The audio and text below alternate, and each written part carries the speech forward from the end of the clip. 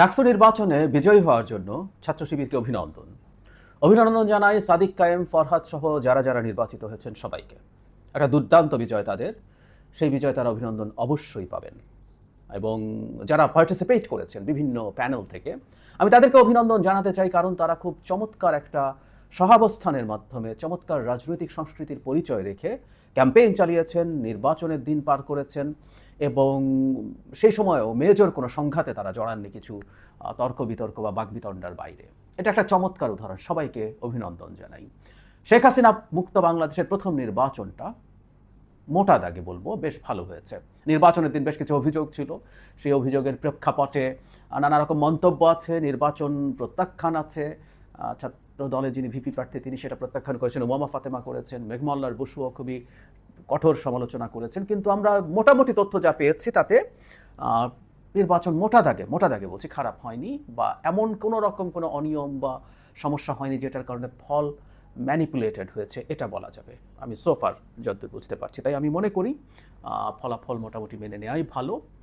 যেমন ধরুন আমিও মেনে নিচ্ছি এবং আমি অভিনন্দন জানাচ্ছি, এবং এই নির্বাচনে আমিও খানিকটা পরাজিত হয়েছি, সেটা একটু স্বীকার করে নেই। পরাজিত হব জানতাম, কিন্তু একটা অবিশ্বাস্য ঘটনা ঘটেছে যেটা নিয়ে আসলে ভবিষ্যতে আমাদের একটু বুঝি দরকার হবে। আমি একজন পলিটিক্যাল অ্যানালিস্ট এবং অ্যাক্টিভিস্টও, সো আমার নিজস্ব একটা অবস্থান আছে, পলিটিক্যাল জায়গা আছে। আমি সেন্ট্রিস্ট, আমি মধ্যপন্থী রাজনীতি পছন্দ করি। আমি প্রকাশ্যে কথাটা বলি, বহু বছর ধরে বলি। এখন হয়েছে 5 অগাস্টের আগে অনেকে চোখে পড়েনি, এখন চোখে পড়ছে, কারণ এখন আবার শেখ হাসিনা পরবর্তী সময়ে আমরা মধ্যপন্থী, মধ্যরান, পুরো ডান, মধ্যবাম, তারপরে পুরো বাম ভাবে আমরা বিভিন্ন রকম তাদের আইডিওলজি নিয়ে মাঠে নামছি এবং আমরা পরস্পরের সাথে ন্যারেটিভের লড়াইয়ে অনেক ক্ষেত্রে ঝগড়াঝাটিতে জড়িয়ে পড়ছি। তো যেহেতু আমি একজন অ্যাক্টিভিস্টও, আমার একটা স্পষ্ট অবস্থান ছিল কাকে ভোট দেওয়া যাবে না, ভোট কাকে দেওয়া দরকার আমি সেটা নিয়ে কিছু বলিনি। আমি বলেছি চোখ বন্ধ করে যে কাউকে দেওয়া যেতে পারে এক্সেপ্ট ছাত্র শিবির, আমি সেটা নিয়ে কথা বলেছি, স্পষ্ট অবস্থান জানিয়েছি। সুতরাং সেই প্রেক্ষাপটে আমার এক ধরনের পরাজয় তো হয়েছেই এই নির্বাচনে, সেই পরাজয় আমি অ্যাকসেপ্ট করছি। এবং পরাজয় একটা ফেয়ার গেমে যখন পরাজিত কেউ হন, সেই পরাজয়ের কোনো সমস্যা নেই। এবং পরাজিত হলেও যে কোনো গেমে আমি পরাজিত হতে পারি জেনেও কখনো কখনো আমরা সেই লড়াইটা করতে চাই। সেটা কেন করতে চাই আমি আবারও সেই কথাটা বলবো। কিন্তু ছাত্র শিবির যে জিততে যাচ্ছে, আমি দুটো ভিডিও করেছি, প্রথম ভিডিওতে বলেছি আমার নিজের এরকম একটা প্রেডিকশন ছিল, আমার একজন যে অ্যানালিস্টের যে চিন্তা, যে অ্যানালিসিস, তাতে মনে হয়েছে। আর কারণটা খুব সোজা, ওখানে বলেছি টিভি টকশোগুলোতে অনেকগুলো টকশো হয়েছে ডাকসু নিয়ে, প্রত্যেকটাতে বলেছি যে শিবিরের যে ভোট ব্যাংক আছে সেটা ফিক্সড আছে, কিন্তু নন শিবির যে ভোট ব্যাংক তার মধ্যে অনেকগুলো প্যানেল আছে, তাদের মধ্যে ভোটের পরস্পরে ভোটের মধ্যে কাটাকাটি করে তারা শিবির শেষ পর্যন্ত জিতে যাবে, এই সম্ভাবনাই সবচেয়ে বেশি ছিল। সেটা নিয়ে প্রচুর কথাবার্তা হয়েছে। কিন্তু যেটা আসলে সারপ্রাইজিং, ভেরি সারপ্রাইজিং, শিবিরের ভোটের সংখ্যা। আমি এই জায়গাটায় আমার অ্যানালিস্ট হিসাবে এই জায়গাটা আমি ধরতে পারিনি। আমি জানি না অন্যরা ধরতে পেরেছেন কিনা। মানে ধরুন আমরা সাদিক কায়েমের বিরুদ্ধে যারা ভোট মোটামুটি সিগনিফিক্যান্ট নাম্বারস অফ ভোট পেয়েছেন, তাদের সবার ভোট যোগ করলেও সেটা সাদিকের চাইতে খানিকটা কম হয়। মানে 29,000 সামথিং ক্যাস্টেড ভোটের মধ্যে বা 30,000 সামথিংয়ের মধ্যে সাদিক কায়েম একাই, মানে প্রায় 50% ভোট তিনি পেয়ে গেছেন। যারা ফরহাদ জিএস পদে তার বিরুদ্ধে যারা দাঁড়িয়েছে সবটা যোগ করে ফরহাদ অতটা ভালো করেননি, তিনি 10,000-এর মতো ভোট পেয়েছেন। মানে সাদেক কায়েমের তুলনার কথা বলছি, সেটা করেননি, বা সম্পাদক পদগুলোতেও অনেকে অতটা ভালো করেননি। কিন্তু এই যে এত বেশি মার্জিনে জিতবেন, এই মার্জিনে জেতাটা সম্ভবত অনেকের কাছেই সারপ্রাইজিং, আমার কাছে তো বটেই। ছাত্র শিবির জিততে পারে সেটা বোঝা যাচ্ছিল।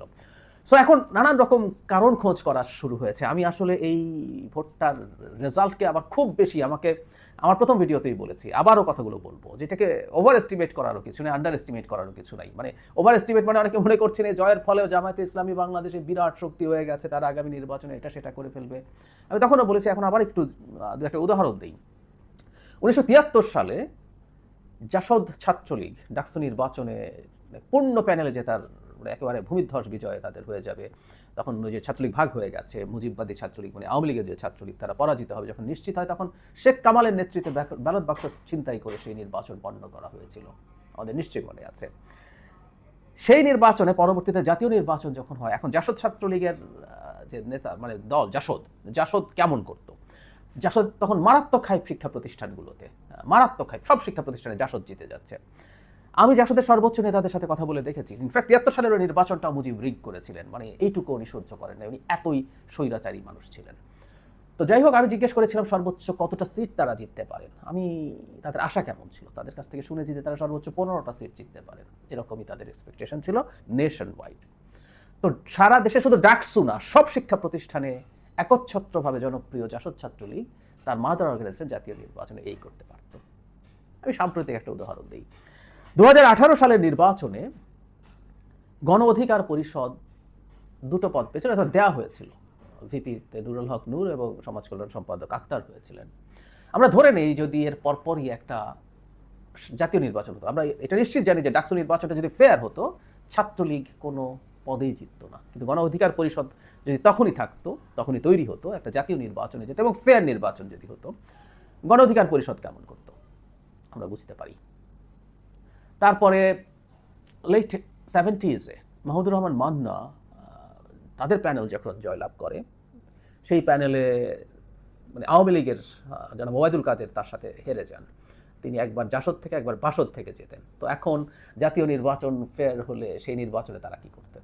সো আমরা এগুলোকে যাতে ওভার এস্টিমেট না করি, এটা একদিক, কিন্তু আবার আন্ডার এস্টিমেটও করবো না। ঢাকা ইউনিভার্সিটির মতো একটা জায়গায় এতটা মার্জিনে ছাত্র শিবির প্রায় পূর্ণ প্যানেল, অল্প কয়েকটা সম্পাদক ছাড়া প্রায় পূর্ণ, প্রধান তিনটা তো বটেই, ভিপিজিএস এবং এজিএস, এর বাইরে জাস্ট কয়েকটা সম্পাদক বাদে আর সবই তারা প্রায় পূর্ণ প্যানেলে জিতে গেছেন। এটা তাদের একটা বড় অর্জন। এখন কারণ খোঁজার চেষ্টা হচ্ছে, কারণ খোঁজার জন্য বিএনপিকে অনেকে নানান বুদ্ধি পরামর্শ দিচ্ছেন এবং কিছুদিন আমার মনে হয় এটা চলতেই থাকবে যে বিএনপিকে এখন জামাত বা শিবির টাইপের একটা রাজনীতির করতে হবে, কাছাকাছি একটা রাজনীতি করতে হবে, এরকম আলাপ তোলার চেষ্টা করছেন। তাদের রাজনীতিতে ইসলামের ব্যবহার বাড়াতে হবে, তাদের মুক্তিযুদ্ধের বয়ান আনা যাবে না, এগুলো বলার চেষ্টা করছেন। এবং মজার ব্যাপার, জামাত শিবির সমর্থক লোকজন এসব বলছেন, জামাত শিবিরের জন্য কাজ করা লোকজন এসব বলছেন। আমার কাছে পাল্টা একটা প্রশ্ন আসলে, আমি এগুলো নিয়ে আলাদা আলাদাভাবে কথা বলতে থাকবো পরবর্তীতে। সেটা হচ্ছে, যদি এটাই হয় তো তাদের উচিত বিএনপিকে এই রাজনীতিতেই থাকতে দেয়া, কারণ বিএনপি যতই রাজনীতি করবে তাহলে জাতীয় পর্যায়েও তারা অনেক ভালো কিছু করে ফেলবে। বিএনপিকে শুধরানোর দরকার কি তাদের? আসলে জামাতের লোকজন, শিবিরের লোকজনই এই ধরনের পরামর্শ বিএনপিকে দিচ্ছেন। আসলে তারা, এটুকু আমি কনফার্ম করছি, তারা বুঝতে পারেন এই আলাপগুলো মাঠে না থাকা উচিত। আমি এটা নিয়ে আবারও বলছি, বিস্তারিত আলোচনা করব। আর যেটা বলছিলাম, যদি এই নির্বাচন জাতীয় নির্বাচনের একটা বিরাট মানে ইন্ডিকেশন দেয় যে জাতীয় নির্বাচনে কি হতে যাচ্ছে, তাহলে তো জামায়াতের ইসলামের উচিত হলো এই হাইপ থাকতে থাকতে, যেমন জাহাঙ্গীরনগরে নির্বাচন হতে যাচ্ছে শুনেছি, সেখানেও একই রকম পরিস্থিতি হবে। তো এগুলোর পরপরই খুব দ্রুত নভেম্বর ডিসেম্বরে নির্বাচন চেয়ে ফেলা উচিত, এবং তাদের জয় নিশ্চয়ই এতটাই হবে যে তারা চাইলে লোয়ার হাউসের প্রপোর্শনাল রিপ্রেজেন্টেশনও করে ফেলতে পারবেন। তো যাই হোক, আমরা যাতে এগুলোকে জাতীয় রাজনীতির সাথে না মেলাই, তবে অবশ্যই কারণ খুঁজতে হবে। যেমন যে আলাপটা সামনে এসছে, আসলে আইডেন্টিটি বা তারা প্রচুর ভারত বিরোধী, বাংলাদেশে সবাই ভারত বিরোধী, বিএনপি তো বটেই, সবাই ভারত বিরোধী। এগুলোর বাইরে সম্ভবত গত 1 বছরে স্টুডেন্টদের ওয়েলফেয়ারের জন্য অনেক কাজ করেছে ছাত্র শিবির, এই আলাপ আছে। বিশুদ্ধ পানির ব্যবস্থার কথা আমরা জানি। এছাড়া ব্যক্তিগত পর্যায়ে তারা অসংখ্য ছাত্রের প্রয়োজনে পাশে দাঁড়িয়েছে, ফিনান্সিয়ালি বা নানানভাবে। তো এটাও যদি সত্য হয়ে থাকে, এটা খুঁজে বের করা দরকার। এটাই আসলে আলটিমেটলি বাংলাদেশের ভবিষ্যৎ রাজনীতির ডিসাইড করতে যাচ্ছে। এই কথাটা বহুদিন থেকে বলছি।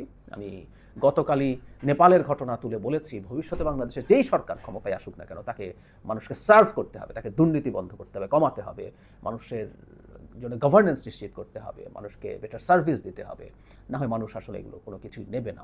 তো ছাত্র শিবির তার হলগুলোতে এই ধরনের কর্মকাণ্ডের মাধ্যমে এটা করেছেন কিনা সেটা খুঁজে দেখতে হবে, সেটা নিয়ে ভবিষ্যৎ রাজনীতির দিশা আছে। আর আরেকটা খুব সিগনিফিক্যান্ট আরও দু একটা বিষয় সেগুলো বলে শেষ করি। একটা হচ্ছে, নারীরা ছাত্র শিবিরকে খুব বেশি ভোট দেবে না, এরকম একটা পারসেপশন আছে।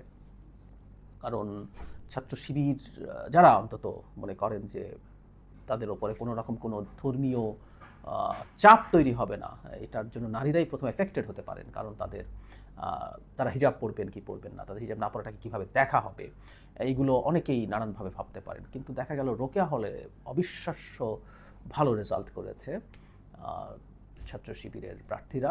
এটাও খুবই সিগনিফিক্যান্ট একটা ব্যাপার, যেটা আমাদের ন্যারেটিভের ক্ষেত্রে খেয়াল রাখতে হবে।